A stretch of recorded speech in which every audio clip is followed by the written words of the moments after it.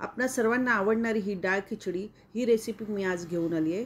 डाळ खिचडी घरोघरी बनली जाते, पण वेगवेगळ्या पद्धतीने बनवली जाते। तर मी माझ्या पद्धतीने कशी बनवते हे मी तुम्हाला आज व्हिडिओत दाखवणार आहे। तर ही व्हिडिओ तुम्ही शेवटपर्यंत नक्की पहा आणि लाईक करा, शेअर करा, सबस्क्राईब करा। तर डाळ खिचडी बनवण्यासाठी आपल्याला तांदूळ आणि डाळीचं मिश्रण लागणार आहे। तर डाळ मी घेतली आहे तूर डाळ आणि मूग डाळ, ती सम प्रमाणात घेतलेली आहे। आणि तांदूळ बासमती तांदूळ घेतले, तुम्ही कोणतेही इंद्रायणी किंवा आंबेमोहर तांदूळही घेऊ शकता। तर डाळ आपण मिश्र डाळीमध्ये पण खिचडी बनवू शकतो। तर मी तूर डाळ आणि मूग डाळ ही डाळ घेतलेली आहे। तर चला पाहूया डाळ खिचडी कशी बनवायची ते। डाळ स्वच्छ धुवून घेतलेली आहे आणि ते मी आता कुकरला लावून घेणार आहे। तांदूळही तसेच स्वच्छ धुवून घेतलेले आहे। बघा याप्रमाणे मी कुकरला लावून घेतलेत आणि त्याच्या 4 शिट्या काढून घेणार आहेत। आपल्याला डाळ मऊसर शिजलेली पाहिजे।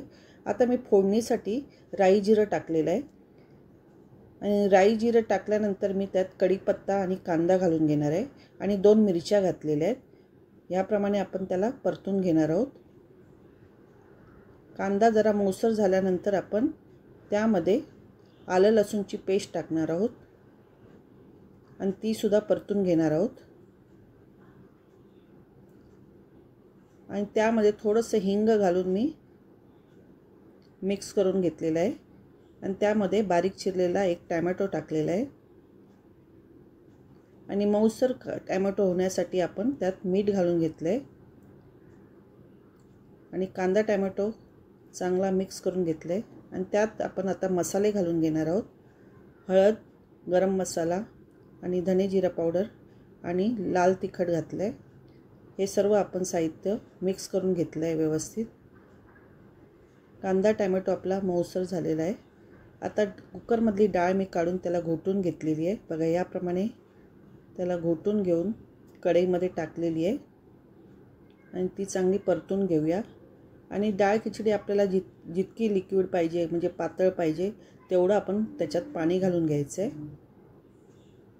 यापेक्षाही जास्त पाणी तुम्ही घालू शकता। बघा मी 1 ग्लास पाणी घालून घेतलं आहे आणि उकळी आल्यानंतर मी कोथिंबीर आणि कसुरी मेथी कुस्करून घातलेली आहे आणि त्याला व्यवस्थित मिक्स करून घेऊया। आता मी त्यामध्ये शिजलेला भात घालून घेते, तो चांगला परतून घेत आहे। मीठ आपल्याला चवीनुसार घालून घ्यायचं आहे।